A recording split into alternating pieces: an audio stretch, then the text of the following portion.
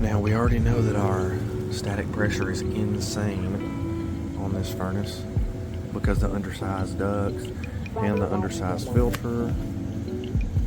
But besides that, in this attic, we can see where we have massive air leakage all around this door.